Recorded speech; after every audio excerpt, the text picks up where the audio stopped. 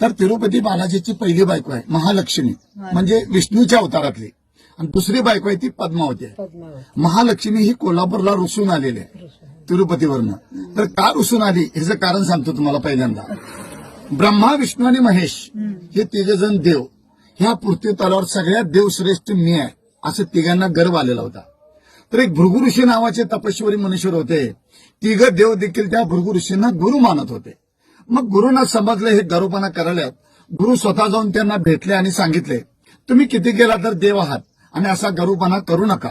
मी तुमच्या तिघांची परीक्षा घेतो. जो कोणी परीक्षामध्ये पास होईल तोच ह्या पृथ्वी तलावर सगळ्यात देवश्रेष्ठ होईल. तुम्हाला मान्य आहे काय विचारलं. तिघही मान्य केले, कारण गुरूंची आज्ञा पाळली पाहिजे. मग तिघही आमंत्रण देतात भृगु ऋषींना, तुम्ही आमच्या घरी या आणि आमची परीक्षा घ्या आणि आमच्या तिघापैकी कोण श्रेष्ठ आहे तुम्ही ठरवा. मग भृगु ऋषी जातात पहिल्यांदा शंकर भगवानकडे परीक्षा घेण्यासाठी. बाहेरून शंकर भगवानला आवाज येतात. तर शंकर भगवान आणि पार्वती गुहेमध्ये बोलत बसलेले असतात, गप्पा मारत बसलेले असतात. ते इतकं मग्न असतात की बाहेर भृगु ऋषी आलेलं शंकर भगवानच्या लक्षात येत नाही.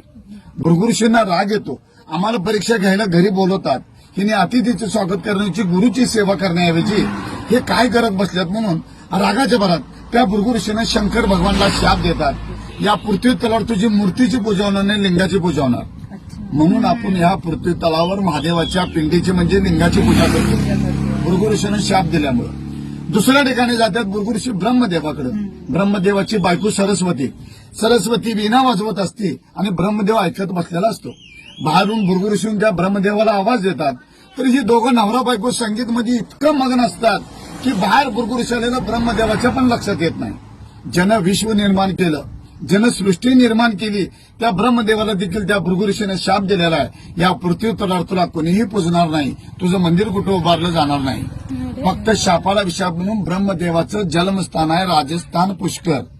पूर्ण पृथ्वी तलावर त्याचं एकच मंदिर आहे, त्याला कुणीही पूजत नाहीत. तिसऱ्या ठिकाणी जातात भृगु ऋषी विष्णूकडे. विष्णू आपल्या पत्नीला महालक्ष्मीला सांगत असतात की भृगु ऋषी कधी पण येऊ देत, माझे गुरु कधी पण येऊ देत, माझी परीक्षा घेऊ देत, सगळ्या प्रश्नाचं मी उत्तर देणार आणि ह्या पृथ्वी तलावर त्या दोघांच्या पेक्षा मी श्रेष्ठ होणार. हे आपल्या पत्नीला महालक्ष्मीला सांगत असताना भृगु ऋषी ऐकतात. मी परीक्षा घ्यायच्या अगोदर आपल्या बायकोला मोठेपणा सांगायला म्हणून त्या भृगु ऋषीने विष्णूच्या छातीवर इथे लाद घातलेल्या. कधी बालाजीला योग आला तुम्हाला जाण्याचा पुढे भविष्यात, तर तुम्हाला तिथं सगळं बघायला मिळेल. भृगु विष्णूच्या छातीवर पाय ठेवलेला आहे. तेवढा भृगु ऋषीला विचारतो, गुरुवर हे तुम्हाला कुठं लागलं का. महालक्ष्मीला राग येतो, तुम्ही एवढं देवादेव श्रेष्ठ म्हणून मला सांगतायसा, तुमच्या छातीवर त्यांनी पाय ठेवलं आणि तुम्ही त्यांनाच विचारताय लागलं काय म्हणून. माझा अपमान झाली म्हणते, ते क्षण देखील थांबणार नाही. तेवढा विष्णू म्हणतो, त्या भृगु ऋषीनं माझ्या गुरुनं माझ्या छातीवर पाय ठेवलं, तुझा अपमान कसा झाला. त्यावेळेला ती म्हणते, मी तुमची धर्मपत्नी आहे आणि तुम्ही मला एक लग्नात वचन दिलतं की सदैव तुझं स्थान माझ्या हृदयात ठेवेन म्हणून. ते आता पाय ठेवल्यामुळे ते हृदय भ्रष्ट झाले म्हणले आणि त्या पायाखाली ही महालक्ष्मी राहू शकत नाही म्हणली. या कारणानं तिरुपतीवरनं महालक्ष्मी कोल्हापूरला रुसून आली. रुसून येताना देखील महालक्ष्मी रागाच्या भरात आपल्या नवऱ्याला शाप दिलेला आहे की तुमचं दुसरं लग्न होणार, तुम्ही कुबेरकडनं कर्ज काढणार, ते कर्ज माझे भक्त लोक कोण फेडणार. आणि महालक्ष्मीची अट अशी होती, अजून देखील आहे, जोपर्यंत त्या पृथ्वीवरचे सर्व लोक ज्यावेळेला तुमच्या दारूवर मुंडन करतील त्यावेळेस तुम्ही कर्जातून मुक्त होणार. पृथ्वी तलावरचे सर्व लोक काय जाऊ शकत नाहीत.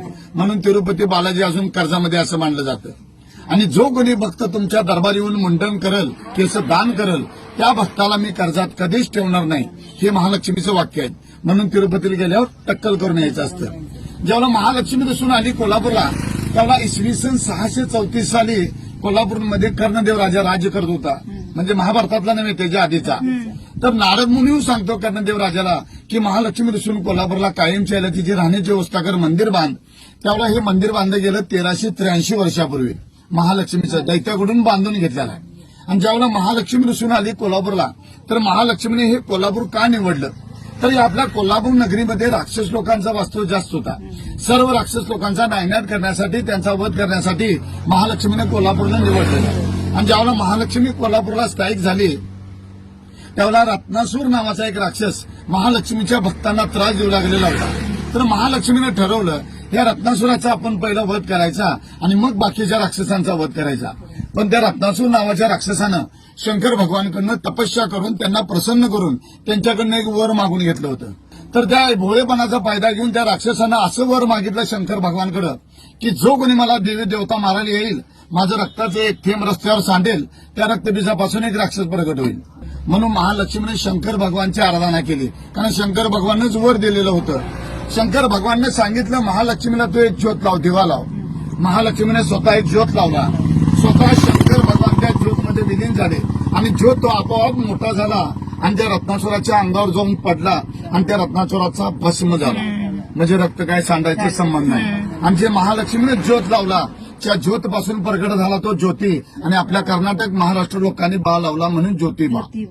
महालक्ष्मी प्रसन्न झाली, माझ्या भक्ताचं रक्षण केलंस तू, सदैव तू माझा भाऊ म्हणून माझ्या पाठीशी राहशील आणि या विश्वात तुझं जागरूक देवस्थान म्हणून ओळखलं जाईल. म्हणून महालक्ष्मीने आशीर्वाद दिलं आणि हे ज्योतिबाचं स्थान झालेलं आहे.